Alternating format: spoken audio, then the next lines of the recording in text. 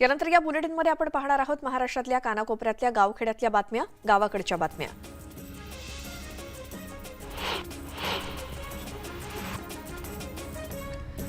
राज्यामध्ये ठिकठिकाणी पाऊस धारा बरसण्यास सुरुवात झाली आहे। रायगड, रत्नागिरी, सिंधुदुर्ग जिल्ह्यामध्ये वादळी वाऱ्यासह पावसाचा इशारा पुढचे 4 दिवस देण्यात आलाय। उत्तर महाराष्ट्र आणि पश्चिम महाराष्ट्रात सुद्धा मुसळधार पावसाचा अंदाज आहे। लातूर, उस्मानाबाद, अकोला, अमरावती, भंडारदरा, बुलढाणा, चंद्रपूर आणि विदर्भातही संपूर्ण 13 आणि 14 जून रोजी वादळी वाऱ्यासह पाऊस पडेल असा अंदाज आहे।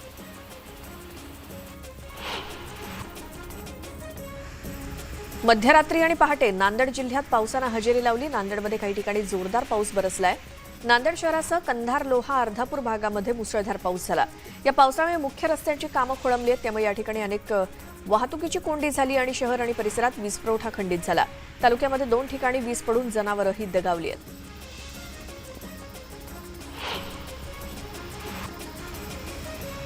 गोंदिया जिल्ह्यामध्ये रात्री 12च्या सुमारास विजांच्या कडकडाटासह जोरदार पावसाने हजेरी लावली। अचानक पाण्याला आलेल्या पावसामुळे नागरिकांना उकाड्यापासून थोडा का होईना दिलासा मिळाला, तरी मृग नक्षत्र लागूनही समाधानकारक पाऊस न बरसल्याने शेतकऱ्यांनी पेरणी लांबणीवर टाकली आहे।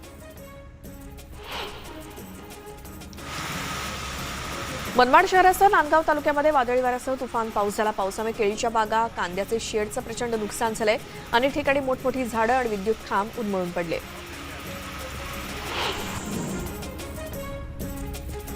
वाशिम जिल्ह्यातील आसे गावात मुसळधार पाऊस झाला। पावसामुळे आठवडी बाजारामध्ये तारांबळ उडाली।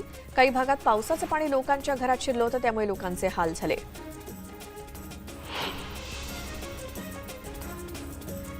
वाशिम जिल्ह्याच्या आडोळी परिसरात पडलेल्या जोरदार पावसामुळे पूल वाहून गेला। कच्चा पूल वाहून गेला, त्यामध्ये 8 ते 10 गावांचा संपर्क तुटला। पहिल्याच पावसामध्ये पूल वाहून गेल्याने ग्रामस्थांचे मोठे हाल होणार आहेत।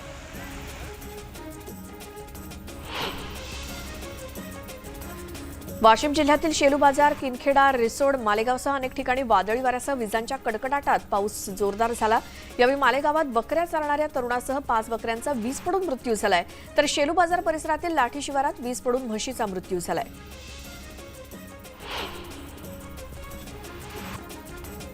मुसळधार पावसामुळे नदी नाले ओव्हरफ्लो झाले। जालना तालुक्यातील बोरगावात विजेच्या कडकडाटासह जोरदार पाऊस झाला आणि पावसामुळे परिसरातील नदी नाले तुडुंब भरलेत। पावसामुळे वाहतूक सुद्धा खोळंबली।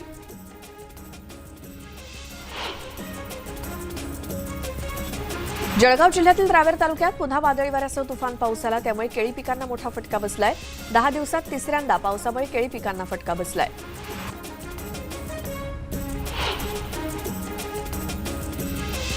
औरंगाबाद जिल्ह्यामध्ये वादळी वारा आणि विजेंच्या कडकडाटासह पाऊस झाला।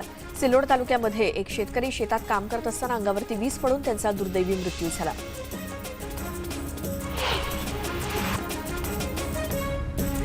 परभणी जिल्ह्यातील जिंतूर तालुक्यातील पावसाने जोरदार हजेरी लावली। वादळी वाऱ्यासह तुफान पाऊस झाला आणि पावसामुळे आडगाव आठवडी बाजारामध्ये तारांबळ उडाली।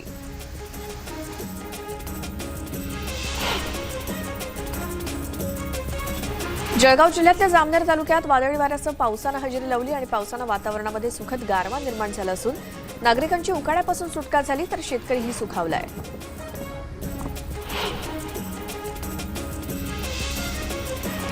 अकोल्याच्या मूर्तिजापूर तालुक्यातील राजनापूर खिनखिनी परिसरामध्ये सोसाट्याच्या वाऱ्यासह पाऊस झाला। 10 ते 15 मिनिटांसाठी बरसलेल्या या पावसाने शेतकरी सुखावलाय। शेतीच्या मशागतीसाठी हा पाऊस अत्यंत महत्त्वाचा आहे। कोकणात मान्सून दाखल झालाय, त्यामुळे बळीराजा सुखावला असून शेतीच्या कामांना वेग आलाय। रत्नागिरीत भात हे मुख्य पीक आहे, त्यामुळे भात पेरणीला सुरुवात झाली आहे। बुलढाण्यातील खामगाव, नांदुरा, शेगाव, मलकापूरमध्ये पावसाने दमदार हजेरी लावली, त्यामुळे बळीराजा सुखावला असून शेतीच्या कामांना सुरुवात झाली आहे। पावसाने हवेत गारवा निर्माण झाल्यानं उकाड्यानं त्रस्त नागरिकांनाही दिलासा मिळालाय।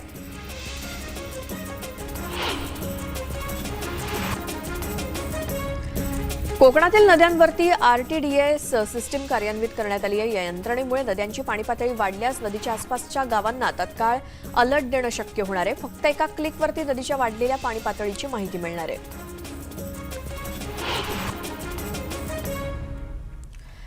वर्ध्यामध्ये वादळी वाऱ्यासह जोरदार पाऊस झाला। काही ठिकाणी झाडं कोसळल्याच्या घटना घडल्या आहेत, त्यामुळे काही भागात वीज पुरवठा खंडित झाला।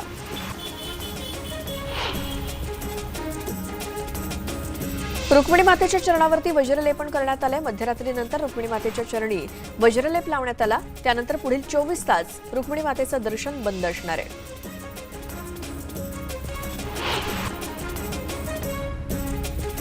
संत तुकाराम महाराजांची पालखी सोहळा श्री क्षेत्र देहू या ठिकाणून मार्गस्थ होण्यास अवघे 8 दिवस उरले असताना पालखीसोबत जाणाऱ्या वारकऱ्यांची आणि विविध दिंड्यांची तयारी अंतिम टप्प्यात आली आहे। त्यामुळे तबला, मृदुंग, टाळ आणि पेटी डागडुजीच्या कामाला वेग आलाय।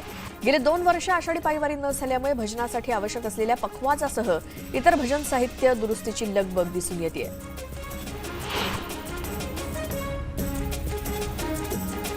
महाविकास आघाडीमध्ये सारखाही आलबेल नसल्याचं पुन्हा एकदा समोर आलंय। अपक्ष आमदारांच्या संपर्कात शिवसेना होती। अपक्षांची जबाबदारी शिवसेनेवरती असल्याचं सांगत जयंत पाटील यांनी हात वर केलेत। 5 ते 6 अपक्षांनी महाविकास आघाडीच्या उमेदवाराला मतदान केलं नसल्यानं असं जयंत पाटील पंढरपुरात बोलताना म्हणाले। राज्यसभेच्या निवडणुकीत ज्यांनी दगा दिला त्यांना आता निधी देताना विचार करावा लागेल असा इशारा मंत्री विजय वडेट्टीवार यांनी दिलाय। आतापर्यंत अपक्ष आमदारांना झुकतं माप दिलं, विकासाची कामं आमच्या बरोबरीनं करवून घेतली, पण त्यांनी आमचा विचार केला नसल्याचं वडेट्टीवार बुलढाण्यात बोलले।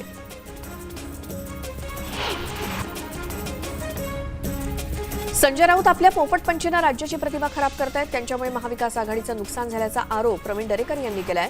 महाविकास आघाडीनं एमआयएमची मतं घेणं म्हणजे लाचारी असल्याचा टोला त्यांनी लगावला।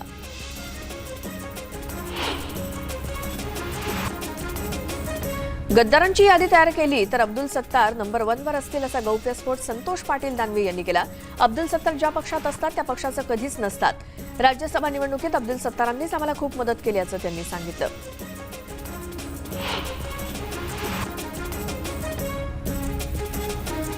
राष्ट्रवादीचा सहयोगी आमदार आहे। महाविकास आघाडीच्या 3 उमेदवारालाच मतं दिली अशी प्रतिक्रिया आमदार श्याम सुंदर शिंदे यांनी केलं। संजय राऊत यांना हे सर्व माहीत होतं असा टोलाही त्यांनी लगावला। पंतप्रधान नरेंद्र मोदी यांच्या कार्यकाळाला 8 वर्ष पूर्ण झाल्यानं भाजपच्या युवा मोर्चानं मोटरसायकल रॅली काढली आणि या रॅलीला विकास तीर्थ असं नाव देण्यात आलं। जळगावातील अमळनेरमध्ये ही रॅली काढण्यात आली।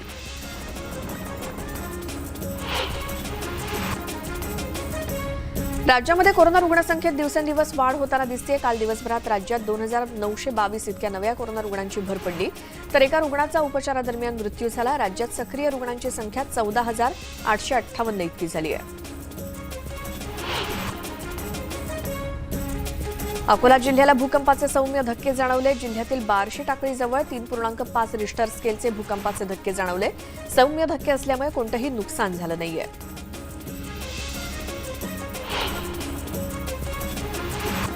धनंजय महाडिक यांच्या विजयानंतर एका तरुणीने केलेला हटके डान्स चांगलाच व्हायरल होतं। ही तरुणी महाडिकांच्या कार्यालयासमोर जल्लोषात सामील झाली होती। यावेळी डॉल्बीवरती लावलेल्या गाण्यावर तिनं बेधुंद ठेका धरला आणि तिचा हा व्हिडिओ तुफान व्हायरल होतोय।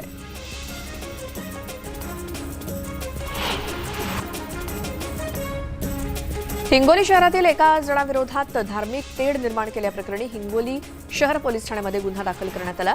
जुन्या शहर भागातील या आरोपींना धार्मिक तेढ निर्माण करणारे स्टेटस स्वतःच्या व्हॉट्सअपवर ठेवले होते आणि पोलिसांनी याला अटक केली।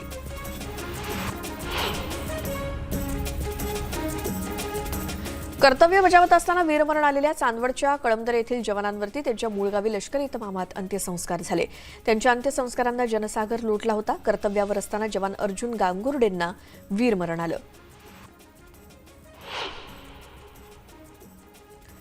कोकणातील नद्यांवर आरटीडीएस सिस्टीम कार्यान्वित करण्यात आली आहे। या यंत्रणेमुळे नद्यांची पाणी पातळी वाढल्यास नदीच्या आसपासच्या गावांना तत्काळ अलर्ट देणं शक्य होणार आहे। फक्त एका क्लिकवरती नदीच्या वाढलेल्या पाणी पातळीची माहिती मिळणार आहे।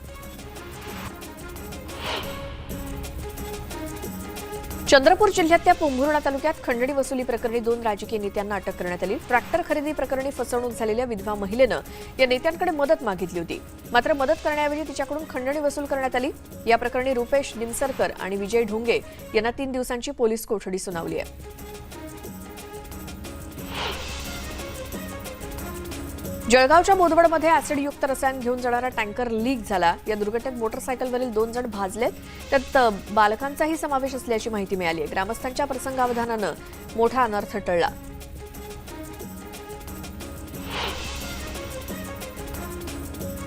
बुलढाण्यातील लोणार तालुक्यात येणाऱ्या भुमराळा गावामध्ये प्रियकर आणि स्वतःच्या मुलाच्या साथीनं एका महिलेनं आपल्या नवऱ्याचा खून केल्याची धक्कादायक घटना उघडकीस आली। या हत्येनंतर नवऱ्याचा मृतदेह नष्ट करण्याच्या हेतूनं विहिरीमध्ये टाकण्यात आला। पोलिसांनी 12 तासांच्या आत या घटनेचा छडा लावत 3ही आरोपींना अटक केली।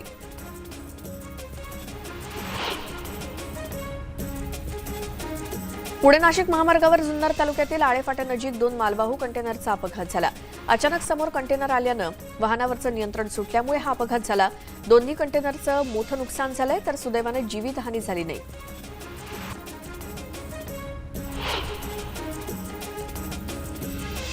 बुलढाणा जिल्ह्यातील नांदुरा परिसरात राष्ट्रीय महामार्गावरती अपघात झाला। 2 ट्रकमध्ये समोरासमोर धडक झाली। चालक आणि वाहक गंभीर जखमी झाले, त्यांच्यावर हॉस्पिटलमध्ये उपचार सुरू आहेत।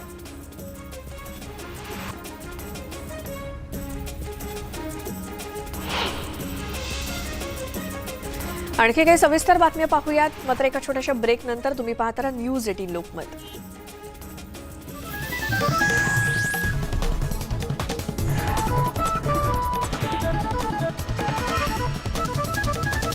ब्रेक नंतर तुमचं स्वागत आणि एक सविस्तर बातमी।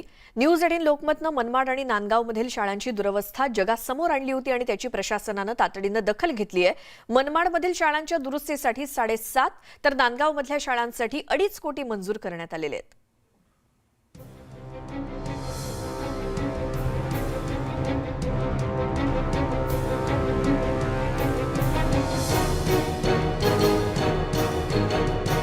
मनमाड आणि नांदगाव शहर तसंच तालुक्यातल्या शाळांचं वास्तव न्यूज 18 लोकमतनं चव्हाट्यावर मांडल्यानंतर प्रशासन अखेर जागं झालंय।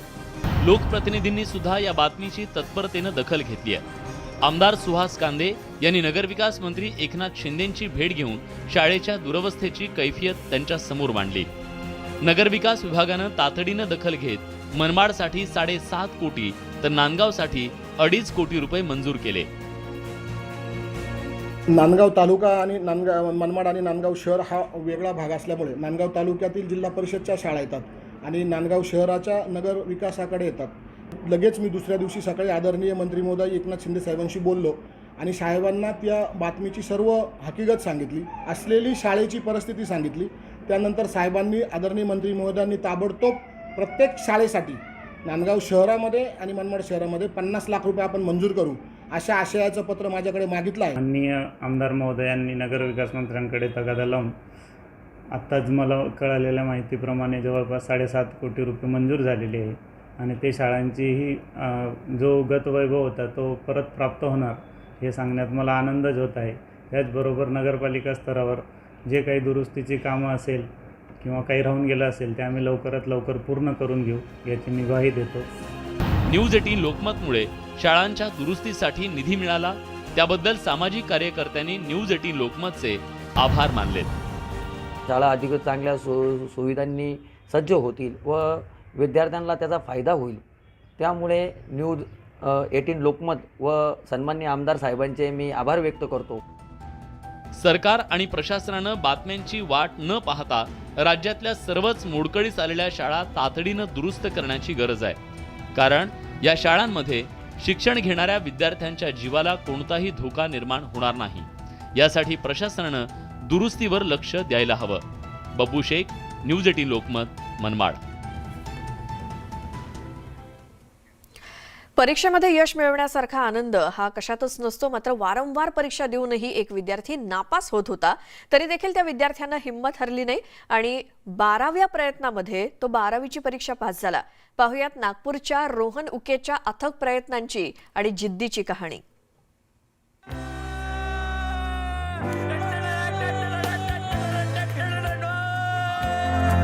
रोहन उकेच्या यशाचा त्याच्या जिवलग मित्रांना मोठा आनंद झालाय,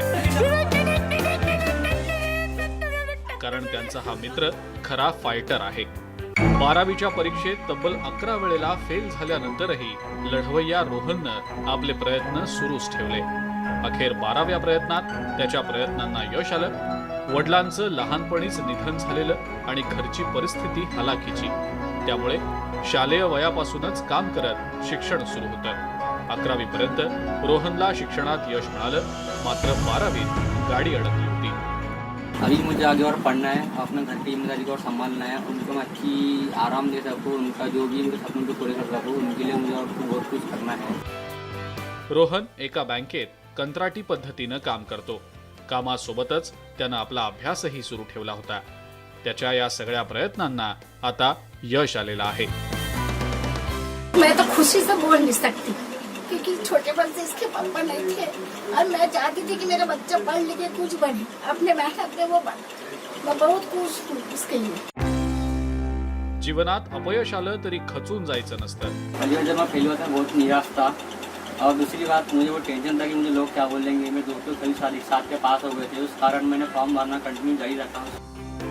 प्रयत्न केल्यावर यश हे मिळतंच. कोणतंही संकट आलं तरी धैर्यानं सामना करायला हवा हेच रोहनकडे पाहून लक्षात येतं. तुषार कोहळे, न्यूज 18 लोकमत, नागपूर. आणि बातमीसोबतच वेळ झाली आहे या बुलेटिनमध्ये आता इथेच थांबण्याची. सगळ्या ताज्या बातम्यांच्या अपडेटसाठी न्यूज 18 लोकमतच्या यूट्यूब चॅनलला सबस्क्राईब करायला विसरू नका आणि फेसबुकवर सुद्धा मला फॉलो करा.